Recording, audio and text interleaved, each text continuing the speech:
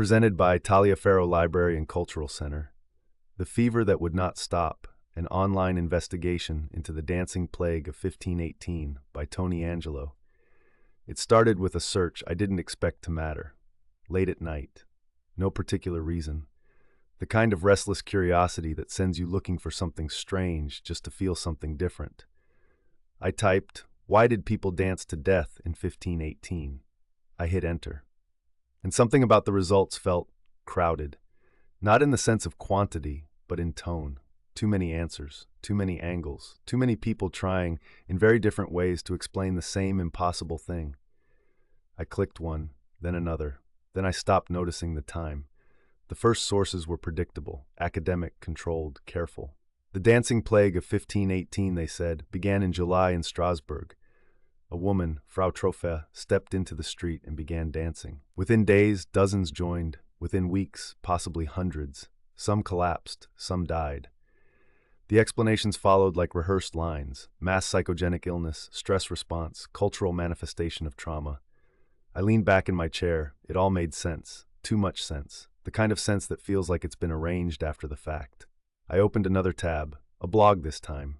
No institutional backing, no citations, just a title. They didn't stop because they couldn't.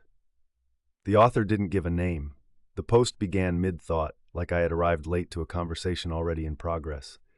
Everyone says hysteria like it explains something. It doesn't. It just renames the problem. I frowned, kept reading. Try this instead. Imagine your body moving and you're not the one doing it. Not metaphorically, not emotionally, physically. Your legs move, your heart races. You want to stop, and you can't. I felt a subtle tightening in my chest. Now imagine you're not alone. I scrolled. There were no sources, no links, just descriptions. Vivid ones. Feet striking stone, breath tearing in the throat, hands clawing at the air, not in rhythm, but in resistance. And then a line that stopped me completely. The worst part wasn't the dancing, it was when they realized it was spreading. The next morning I told myself I was overthinking it, so I did what any rational person would do. I made it formal. I started calling people.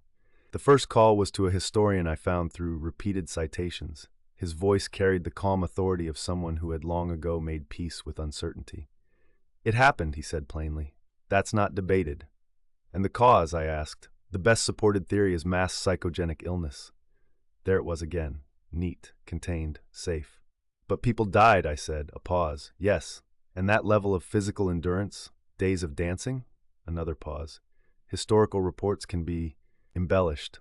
That word stayed with me. Embellished, as if multiple accounts written independently all leaned in the same exaggerated direction, as if suffering had been decorated.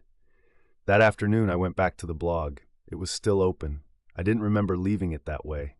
A new line sat at the bottom of the post. I was certain it hadn't been there before. "You're still reading." I stared at it, refreshed the page. It remained. I checked the timestamp. Unchanged. No update. No edit history, just that line. Waiting. I told myself it was nothing. Cached content, glitch, my own oversight.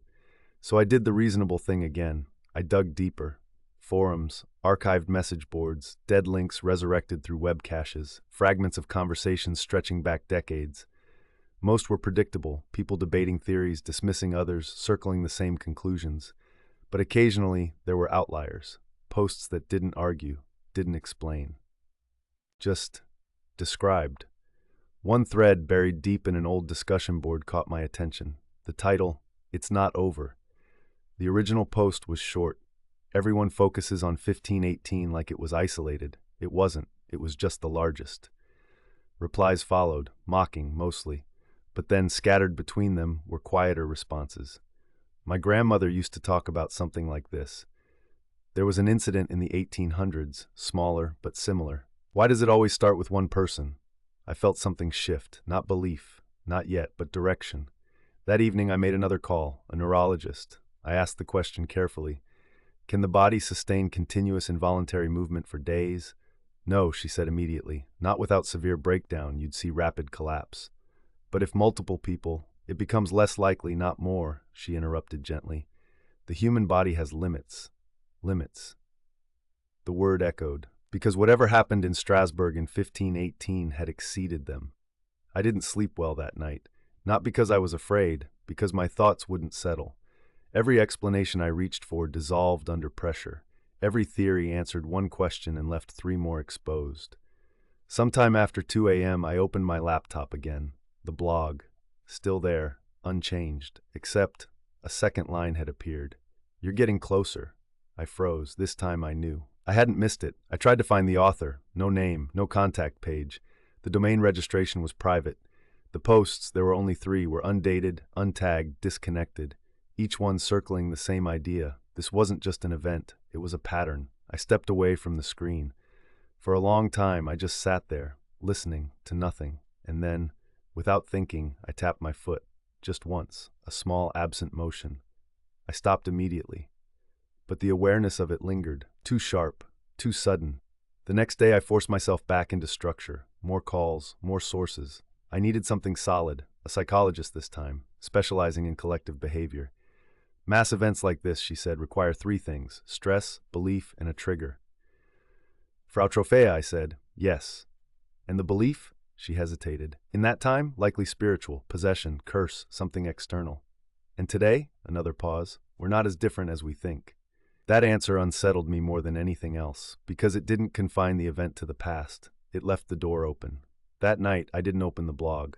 I told myself I wouldn't, that I didn't need it, that I had enough. But curiosity is rarely honest. Around midnight, I gave in. The page loaded instantly, 3 lines now. "You're still reading. You're getting closer. Do you feel it yet?" My leg moved. Not deliberately, not fully, just a slight, involuntary shift. I placed my hand on my knee, held it still, waited. Nothing. I laughed. Out loud. A sharp, controlled sound. "This is ridiculous," I said to the empty room. And it was. It had to be. A combination of suggestion, fatigue, immersion. Exactly the kind of conditions every expert had described. But the thought didn't hold, because something else had taken root. A question. Simple, persistent, uncomfortable. What if they had felt this too? Not madness, not possession, but the slow erosion of certainty.